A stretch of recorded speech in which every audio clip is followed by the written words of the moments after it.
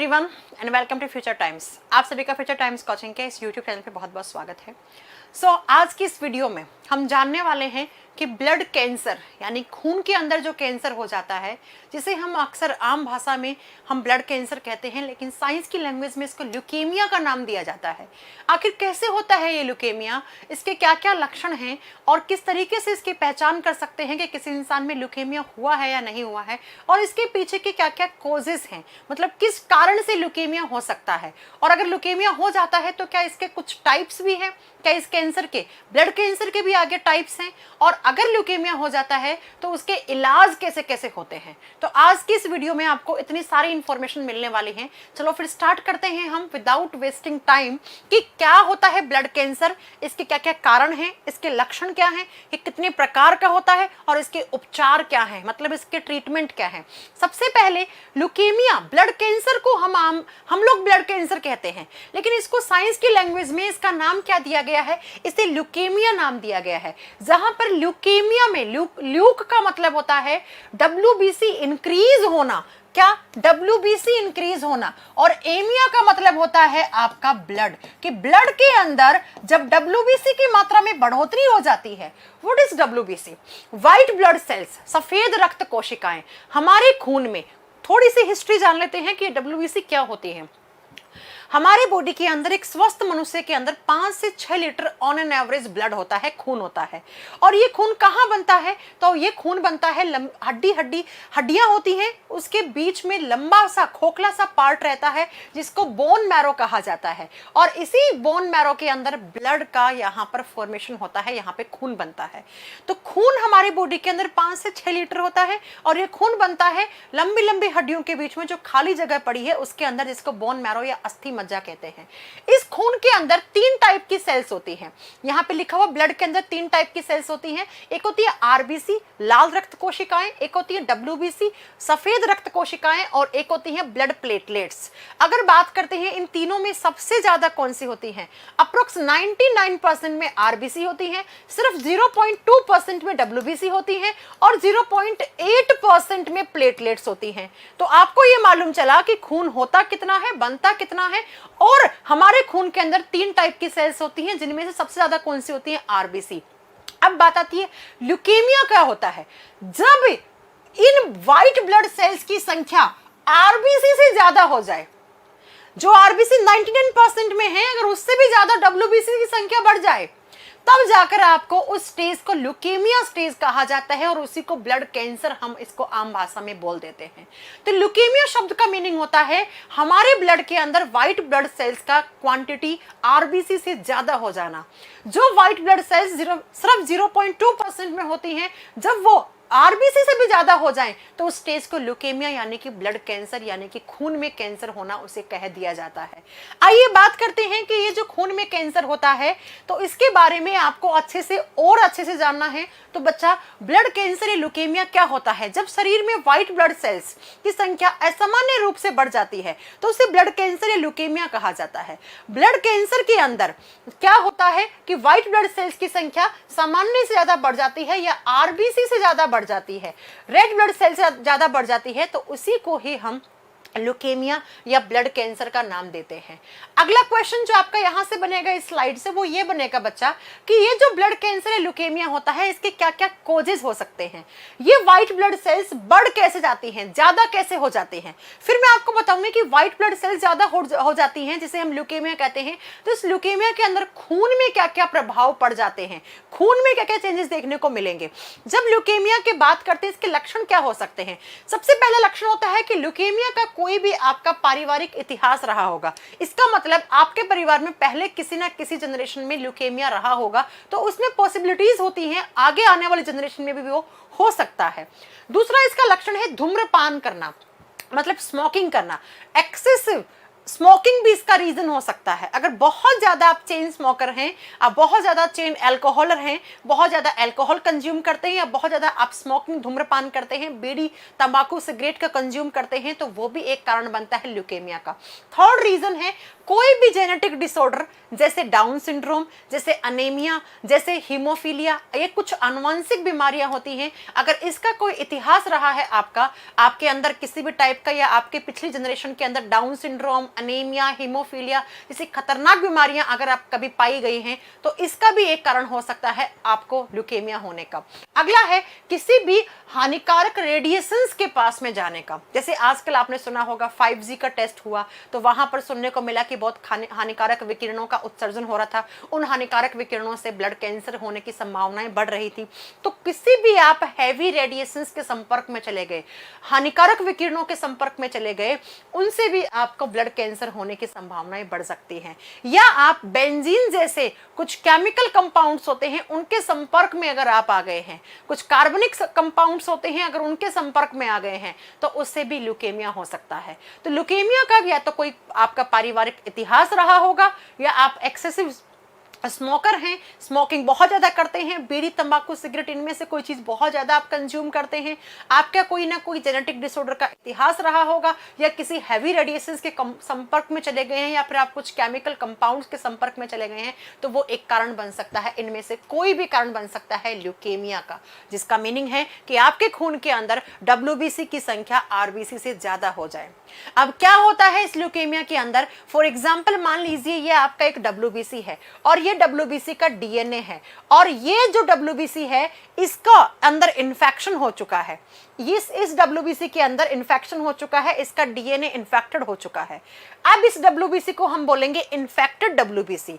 अब ये WBC क्या करेगी? बाकी जितने भी आपकी ब्लड सेल्स हैं, बाकी जितने भी आपकी RBC, WBC, जितने भी आपकी ब्लड सेल्स हैं, जो हेल्दी ब्लड सेल्स हैं, उनके अंदर भी इसका DNA इन्फेक्शन कर देगा, और जिसके कारण धीरे धीरे धीरे ये ब्लड कैंसर आपके पूरे के पूरे खून में फैल जाता है।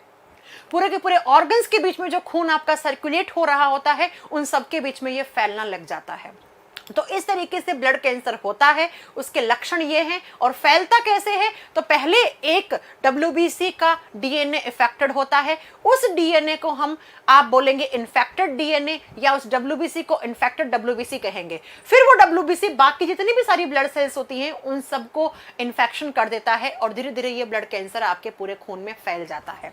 आइए अब बात करते हैं कि ये जो ब्लड कैंसर है, इसके अंदर अगर किसी इंसान को ब्लड कैंसर हो गया है, यानी कि ल्यूकेमिया हो गया है, तो उसके अंदर क्या क्या सिम्टम्स देखने को मिलेंगे, क्या क्या लक्षण देखने को मिलेंगे? तो सबसे पहला लक्षण दिखता है, अगर किसी इंसान को ल्यूकेमिया हुआ है तो उसमें खून का बहना, उस इंसान के अंदर ब्लड का क्लोटिंग नहीं होता है, और उसके मसूड़ों से खून आने लग जाता है, या कहीं पर भी उसको छोटा मोटा चोट लगा है तो एक्सेसिव अमाउंट में ब्लड ज्यादा बाहर बहने लग जाता है। खून का बहाव रुकता ही नहीं है। अब क्यों नहीं रुकेगा? क्योंकि मैंने कहा ना, WBC इन्फेक्टेड है, वो WBC प्लेटलेट्स को भी इन्फेक्शन में ला देती है, और प्लेटलेट्स का एक अहम रोल होता है किसमें? ब्लड क्लॉटिंग में। तो ब्लड का क्लॉट नहीं बनेगा तो उस इंसान का खून बार बार बहुत ज्यादा बाहर बहने लग जाता है। तो अगर किसी इंसान को ल्यूकेमिया है तो उसके मसूड़ों से खून आने लग जाता है, कहीं पर भी हल्का सा कट लगने से बहुत सारे ब्लीडिंग होने लग जाती है, वो ब्लीडिंग रुकती नहीं है। दूसरा सिम्टम ये है कि बार बार संक्रमण होना। भाई क्यों नहीं होगा संक्रमण? WBC का काम होता है इन्फेक्शन से लड़ाई करना। WBC हमारे बॉडी के अंदर इम्यूनिटी प्रोवाइड करती हैं, ये डिफेंस मैकेनिज्म बनाती हैं, ये इम्यून सिस्टम को स्ट्रॉन्ग करती हैं। तो अगर आपकी WBC ही इन्फेक्टेड हो गई हैं, तो बच्चा अब आपके अंदर कोई भी इन्फेक्शन हो सकता है, मतलब आपकी रोगों से लड़ने की प्रतिरोधक क्षमता में कमी आ सकती है। तो जिस इंसान को ल्यूकेमिया होगा, उस इंसान के अंदर बार बार इन्फेक्शन होगा, उसके अंदर किसी बीमारी का बार बार इन्फेक्शन होगा। एक ही महीने के अंदर कोई बीमारी 2 से 3 बार इन्फेक्शन उसका बॉडी में पाया जाएगा। तीसरा जो लक्षण है वो है, ऐसे इंसानों में जनरली खून की कमी देखने को मिलती है। खून की कमी क्यों देखने को मिलेगी? क्योंकि मैंने अगेन आपको बताया है कि जो इन्फेक्टेड WBC होती हैं वो RBC के अंदर भी इन्फेक्शन कर देती हैं, और ऐसे में RBC की कमी देखने को मिलती है। ऐसे में इस इंसान के अंदर हीमोग्लोबिन की कमी या RBC की कमी देखने को मिलेगी। तो जिस इंसान को ल्यूकेमिया होता है उसके अंदर खून की कमी या आरबीसी की कमी या अनेमिया भी देखने को मिलता है। इसके अलावा फोर्थ जो है, ऐसे इंसान को हड्डी और जोड़ों में बहुत ज्यादा दर्द रहता है। जिस इंसान के अंदर ल्यूकेमिया होगा उस इंसान के हड्डियों में, जोड़ों में सूजन रहेगी, इन्फ्लामेशन रहेगा, और साथ में उनमें आप उठेंगे, बैठेंगे या बॉडी का कोई भी पोस्चर आप बना रहे हैं उस समय आपके जोड़ों में बहुत ज्यादा दर्द महसूस होगा। इतना ज्यादा दर्द होगा कि आप उसको बियर नहीं कर पाएंगे, आपको तुरंत डॉक्टर की सलाह लेनी पड़ेगी।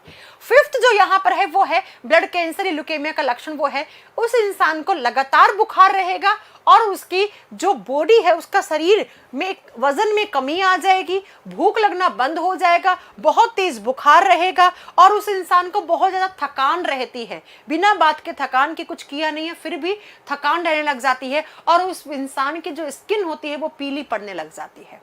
ये कुछ लक्षण हैं। जैसे कौन कौन से लक्षण? खून का बहना, खून का बहाव ना रुकना, बार बार इन्फेक्शन होना, अगर किसी को बार बार इन्फेक्शन हो रहा है, खून की कमी अचानक से हो चुकी है, आरबीसी या हेमोग्लोबिन की कमी हो चुकी है, स्किन पीली पड़ जाती है, जोड़ों में दर्द होता है बहुत ज़्यादा, बुखार रहता है बहुत ज़्यादा और उसका शरीर दुबला पतला हो जाता है, अचानक से बहुत ज़्यादा थकान रहती है और स्किन पीली पड़ जाती है, तो ये लक्षण अक्सर ल्यूकेमिया के केस में होते हैं। अगर इनमें से कोई भी लक्षण किसी में पाया जाता है तो उसे तुरंत डॉक्टर से कंसल्ट करना चाहिए।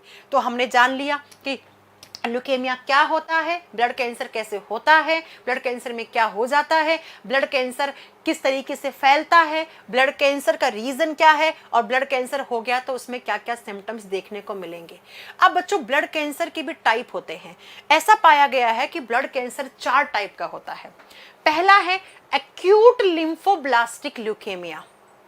ऐसा कहा जाता है कि अक्सर ये जो आपका एक्यूट लिम्फोब्लास्टिक ल्यूकेमिया होता है ये लिम्फोइड सेल्स में होता है और लिम्फोइड सेल्स के अंदर होता है और ये बच्चों में और ज्यादा पाया जाता है।